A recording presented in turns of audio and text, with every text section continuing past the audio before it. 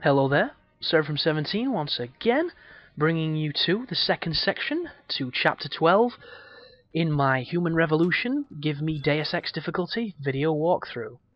And this is the second part to peeling back the curtain. And right there I opened that weapon closet because it was too good not to, and I alerted that guy, so he now forces me to make some pretty irrational movements through this level.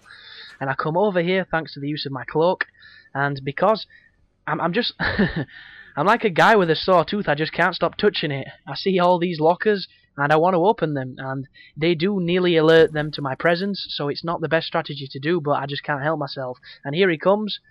He forces me to back up all the way into here because he's full on walking all the way around. I don't know why he did that. His AI was really aggressive, and look at him coming through the wall. He's that damn eager to find me. He's shoving his ass through solid cement. It's just unbelievable. But I decided it was probably a bad idea to be looting and plundering when there's two guys that really want to find me, and I just decided to drop down here. This is the sewer system that's going to lead to the safe house of the guy we're looking for, and it is heavily guarded, but there is a very simple way through the entire thing, and I'm going to show you the path of it now. So as soon as he goes back to the right, come over to this little hidey hole. If you come through this, it's going to lead you to another hidey hole. So you go through this room, there's the second one, and this is going to get you past all of the awkward stealth moments, and then you get to this, and you need to get past this laser field.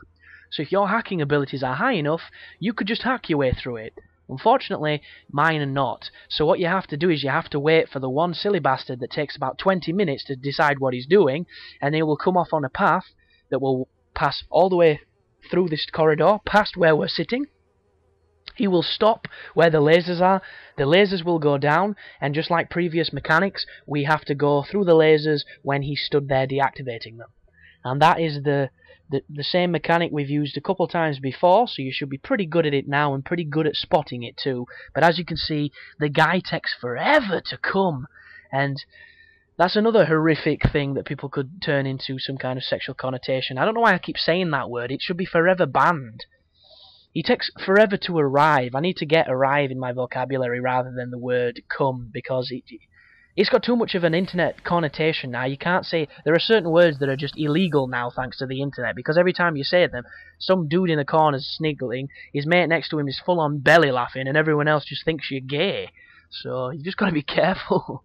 The power of words in a community that can twist them is just unbridled. But here he comes anyway. Oh, I've just done it again! God damn it, here he arrives! But he's passing me now. That's a... And he does that lovely little pivot just then where he looks around, and now this is the best time to get as close to him as you possibly can and then sneak around this corner using your stealth. He can't see you though when you come here, but be careful when you come around this corner, because if you run, you will die. There is a mine, and it is strategically placed to fuck you over. So, as you just saw me sneak ever so closely, ever so quietly, ever so slowly, and you will get past the mine, you will not alert the guy, and then you're safe right now to run to the door and kick off the conversation with the doctor.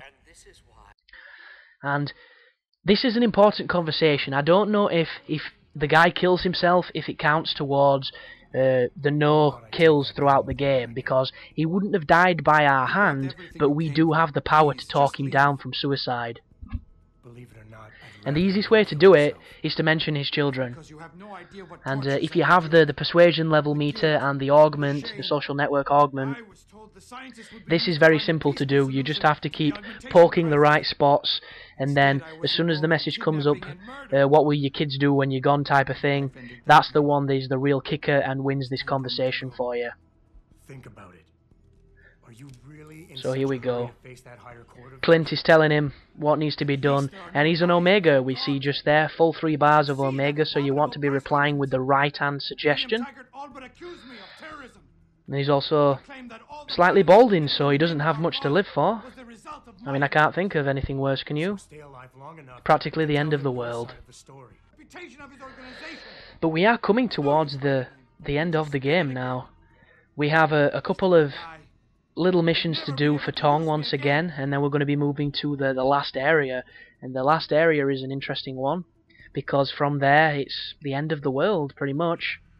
You just keep going from bad to worse, and one step closer to getting that Foxiest of the Hounds, Pacifism, and Legend achievement.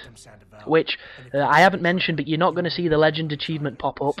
It doesn't mean I've been playing this on an easier difficulty, it means I already have it, because my first ever playthrough of the game was on Give Me Deus Ex difficulty, and I unlocked it on that one, so that's the reason it's not going to pop at the end. I don't want anybody commenting otherwise, like assholes, because that's what YouTube's full of sometimes, the people that love to doubt. But these videos will help you regardless of if you believe me that it's on the hardest difficulty or not, so that is one of the luxuries that transcends anything. The work speaks for itself, but self-explanatory as it is, the better you're doing, the higher the persuasion level will be. Every time it raises, it means you're doing something good. Every time it lowers, you've done something bad. And here we go. What lesson are you teaching your children? So that's the kicker. That's the one that stops him from committing suicide. That is game, set and match. That is checkmate.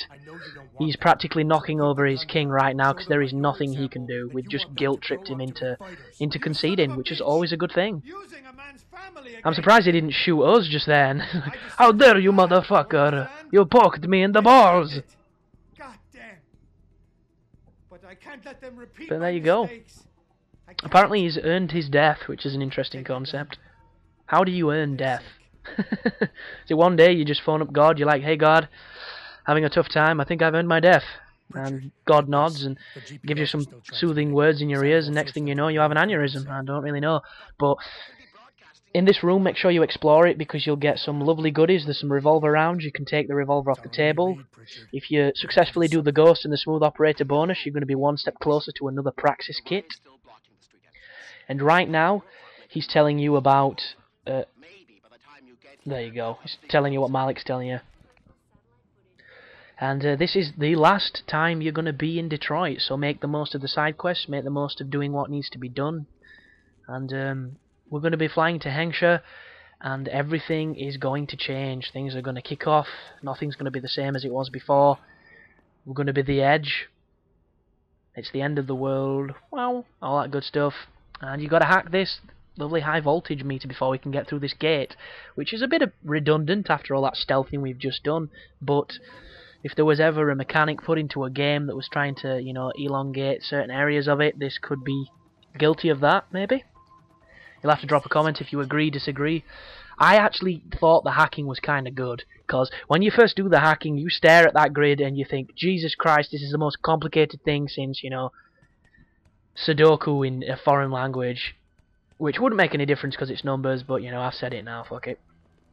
It looks like the most bizarre minigame you've ever seen, and it turns out to be very simple and very easy, especially when you upgrade the stealth attribute, because it lowers the percentage of chances that you're going to get detected when you're hacking the nodes, and it gets to the point where you're doing level 5 hacks and you're not even setting alarms off, and if you are, you've been hacking so much and so feverishly that you've got the worms and the nukes to get yourself through it very easily.